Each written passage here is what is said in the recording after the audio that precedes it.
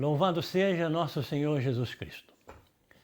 Meus irmãos e minhas irmãs, quando nós nos aproximamos da Santíssima Eucaristia, nós nos aproximamos de um grande mistério. Na celebração eucarística, quando o sacerdote termina o momento da consagração, ele diz essas palavras, mistério de fé. E como todo mistério, nós nos colocamos diante de algo que supera a nossa compreensão humana. A gente se acostuma até com o mistério. Todos os dias, em cada missa, acontece o grande milagre e a gente fica ali meio neutro, meio indiferente, como se ele não estivesse acontecendo. Nosso tema de hoje é o Santo Sacrifício da Missa. A igreja que Jesus criou é uma igreja sacramental. Isto quer dizer que, na Santa Igreja, a graça divina é distribuída para a humanidade através dos sacramentos, ou seja, através de sinais sensíveis e eficazes. Os sacramentos são sinais sensíveis porque eles se comunicam a nós por meio dos sentidos. Nós sentimos na pele o frescor da água, sentimos no paladar o sabor do vinho, sentimos no olfato o perfume do óleo, sentimos nos ouvidos as palavras da absolvição dos pecados e assim por diante, através dos sentidos. São sinais sensíveis. Mas são também sinais eficazes porque eles funcionam, porque eles dão resultado. Esses sinais produzem efeito.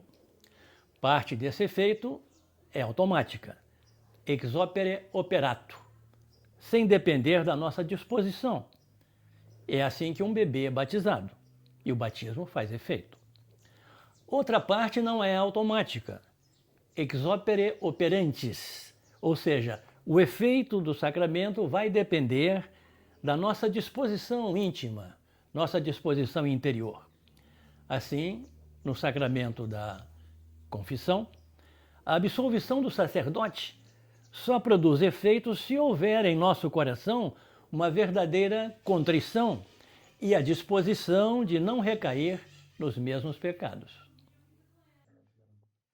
E isto pode estar acontecendo conosco em relação à Santa Missa, isto é, em relação à Santíssima Eucaristia. É o nosso tema de hoje, o Santo Sacrifício da Missa. A Igreja reconhece na Santa Missa, na celebração eucarística, a fonte e o ápice de toda a vida cristã. Está na Lumen Gentium número 11. Ela é uma fonte desde o Calvário, quando a lança do centurião romano abriu o lado de Jesus, rasgou-lhe o coração e de imediato correu sangue e água. Ali os padres da Igreja reconheceram a água do batismo e o sangue da Eucaristia. Mas a Igreja reconhece na Eucaristia também o ápice, isto é, o ponto mais alto, o ponto culminante da vida cristã. Nós somos batizados para a Eucaristia, nós somos crismados para a Eucaristia, nós nos casamos e não simplesmente nos acasalamos para poder continuar participando plenamente da Santa Eucaristia. Por isso mesmo eu fico espantado quando às 19 horas a missa está vazia de fiéis e logo em seguida o grupo de oração das 20 horas está lotado de gente. Ou seja, aquilo que é mais importante merece menos importância. No mínimo, um sintoma da nossa ignorância da própria fé. Como se chama a Santa Missa? Santa Missa recebe vários nomes. O mais usado atualmente é a Eucaristia. Na última ceia, Jesus tomou o pão, deu graças, partiu, deu aos discípulos, dizendo: "Isto é meu corpo". A expressão "deu graças" traduz o verbo grego atualizado, usado por São Lucas, Lucas 22:19, o verbo eucaristesas, e daí vem então o nome Eucaristia. Outro nome da Santa Missa é a Ceia do Senhor, pois ela atualiza aquela ceia que Jesus partilhou com seus discípulos na véspera da sua paixão. Outro nome da Santa Missa é Memorial da Paixão e Ressurreição de Jesus. Foi o próprio Jesus quem ordenou com o verbo no imperativo: fazer isto em memória de mim. Assim, a nossa presença na Santa Missa significa que nós fazemos memória da sua paixão e morte. E, claro, a nossa ausência da mesma missa quer dizer que nós nem lembramos disso. Existem vários outros nomes que definem a Santa Missa, cada um deles realçando um aspecto desse poliedro sagrado que nós jamais chegaremos a compreender por completo, tanto que nós o entendemos como um mistério da fé, algo que supera de longe a nossa compreensão. A Santa Missa tem vários nomes. Hoje, porém, nós vamos procurar aprofundar um pouco aquele que me parece o mais esquecido de todos, o menos valorizado: o Santo Sacrifício da Missa. O que é um sacrifício? Em primeiro lugar, devemos lembrar que aquela primeira missa foi celebrada por um judeu, Jesus Cristo, cercado por um grupo de judeus, os apóstolos de Jesus. Assim sendo, precisamos levar em conta a Bíblia dos judeus, o Antigo Testamento, para entender o sentido da palavra sacrifício. Apenas alguns exemplos entre muitos possíveis. O sacrifício de Noé, Gênesis 8. As águas do dilúvio já baixaram, Noé saiu da arca e construiu um altar para o Senhor. Tomou animais e aves de todas as espécies e ofereceu holocaustos sobre o altar. O Senhor aspirou o agradável odor e disse consigo mesmo: nunca mais tornarei a amaldiçoar a terra por causa do gênero humano. Isto então serve de exemplo para um sacrifício. Temos um altar, pedras do sacrifício, temos vítimas, as vidas destruídas, com sangue derramado como um ato de culto. E temos um sacerdote, no caso Noé, que executa o sacrifício. Era assim que os antigos pretendiam agradar a Deus, abrindo mão de algo de valor, sacrificando, isto é, separando para Deus como algo sagrado, consagrado, um cabrito, um novilho e até mesmo vidas humanas. Outro exemplo, o sacrifício de Abraão e Isaque, Gênesis 22.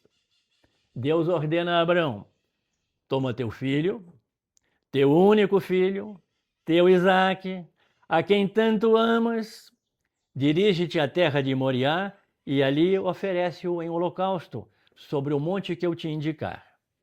Nós podemos imaginar a cena. Caminharam 3 dias até o pé da montanha. Chegando ali, Abraão dispensa os servos que acompanhavam, deixa ali o jumento, que vinha carregando a lenha, e agora sobem a encosta da montanha apenas o pai e o filho. O filho levando nos ombros a madeira, o madeiro, e o pai carregando numa das mãos o facão, o cutelo, e na outra mão um pote de barro com as brasas para acender a fogueira. No meio do caminho, o filho ainda fala: "Ó pai, eu estou vendo a lenha, estou vendo o fogo, mas estou vendo a vítima." E ele não vai dizer: "É você?" Então, Abraão diz: "Deus proverá." Chegando lá no alto, as coisas mudam de repente, né? Temos também um altar, as pedras que o pai empilhou, temos uma vítima, o filho Isaque, temos um sacerdote, o pai disposto a sacrificar o filho. Mas não foi o que aconteceu. Este foi exatamente o sacrifício que não aconteceu. Abraão ergueu os olhos, viu um carneiro preso pelos chifres num espinheiro. Pegou o carneiro e o ofereceu em holocausto no lugar de seu filho. Gênesis 22. Deus intervém e providencia uma vítima substituta, uma vítima vicária. Não Isaque, a vítima humana, mas um cordeiro, manso e humilde, com uma coroa de espinhos envolvendo sua cabeça.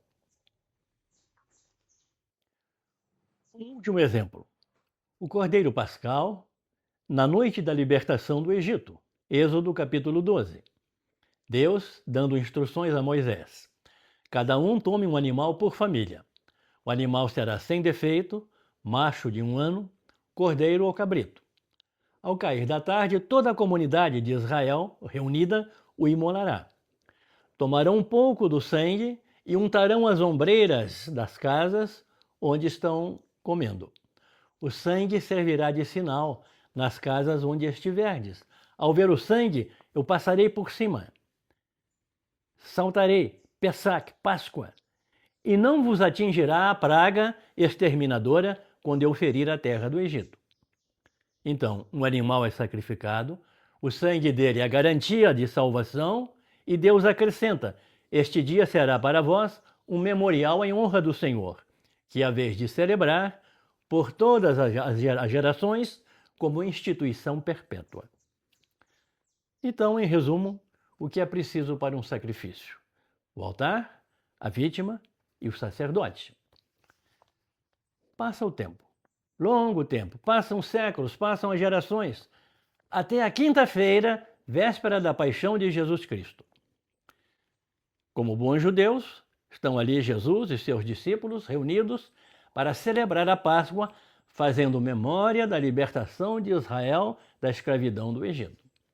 O que há ali sobre a mesa dos judeus? Um cordeiro assado, sem nenhum osso quebrado. Pães ázimos, sem fermento, chamados matzô. Pão sem fermento, para lembrar lá a Páscoa dos judeus, aquela primeira do dia da libertação, porque não dava tempo de esperar o pão fermentar. Então, sem fermento. 4 taças de vinho para cada um, ervas amargas e uma compota de amêndoas chamada harosset. Até aí tudo parece seguir o ritual de todos os anos. De repente, os comensais são surpreendidos por Jesus. O que faz ele? Jesus quebra o ritual. E nós vamos seguir o que acontece na oração eucarística número 1, a mais antiga de todas. Na noite em que ia ser entregue, Jesus tomou o pão em suas mãos, elevou os olhos a vós, ó Pai, deu graças e o partiu. E deu a seus discípulos, dizendo: tomai todos e comei, isto é o meu corpo, que será entregue por vós.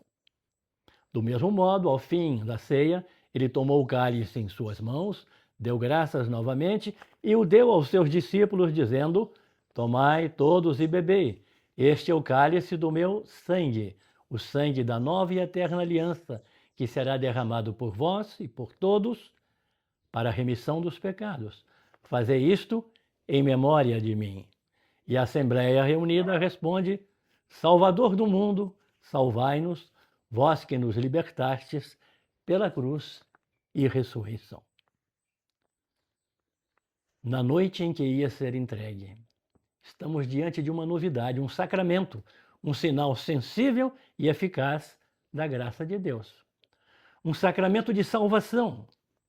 Os gestos e as palavras de Jesus em torno do pão e do vinho, que ele consagra pela primeira vez, como seu corpo e seu sangue, esses são os sinais antecipados, na quinta-feira, do que iria acontecer no dia seguinte, a sexta-feira, da sua paixão e morte na cruz. Um corpo entregue à morte, um sangue derramado para a nossa salvação. Aí está o sacrifício, o santo sacrifício da missa. Meus irmãos, a Eucaristia é o sacramento da cruz. A missa é o santo sacrifício da missa. Celebrar a missa é comparecer ao Calvário, aos pés da cruz.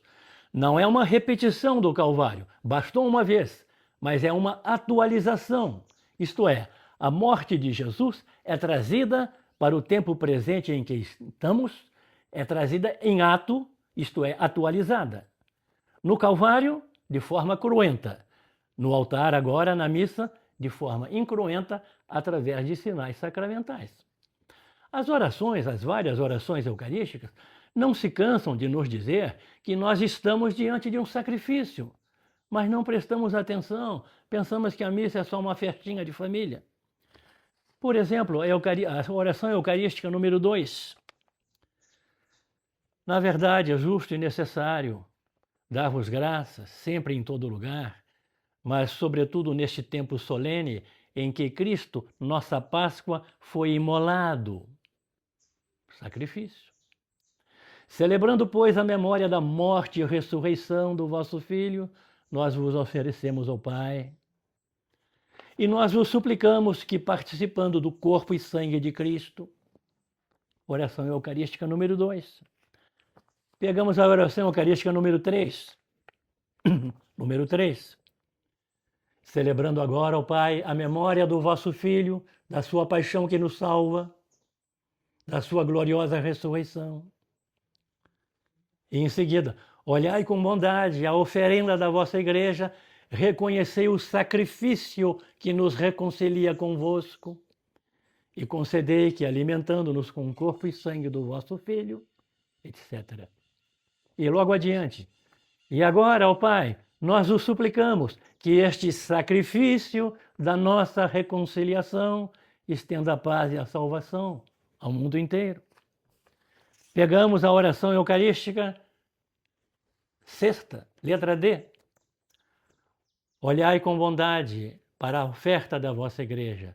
Nela nós vos apresentamos o sacrifício pascal de Cristo que vos foi entregue.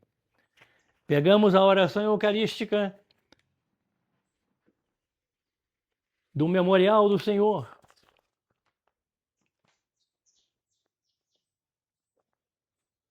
Deus nosso Pai, quando vos abandonamos, vós nos reconduzistes por vosso Filho, entregando-o à morte, para que voltássemos a vós. Ó Deus, Pai de misericórdia, vosso Filho nos deixou esta prova de amor. Celebrando a sua morte e ressurreição, nós vos damos aquilo que nos destes, o sacrifício da perfeita reconciliação. É por isso que algumas pessoas estranham quando batemos palma durante a missa, porque parece que estamos aplaudindo um sacrifício. Não combina muito bem, é verdade. Para encerrar, eis as palavras do prefácio da Santa Missa, prefácio 5º da Páscoa. Na verdade, é justo e necessário, é nosso dever e salvação dar-vos graças, sempre e em todo lugar, mas, sobretudo, neste tempo solene em que Cristo, nossa Páscoa, Páscoa aí, o Cordeiro Pascal, foi imolado. O Cordeiro da nossa Páscoa é Jesus Cristo. Pela oblação do seu corpo pregado na cruz, ele levou à plenitude os sacrifícios antigos. Confiante, entregou em vossas mãos o seu Espírito, cumprindo inteiramente vossa santa vontade, revelando-se ao mesmo tempo sacerdote, altar e cordeiro. Sacerdote, é Jesus quem sacrifica. Altar, é em Jesus que acontece o sacrifício.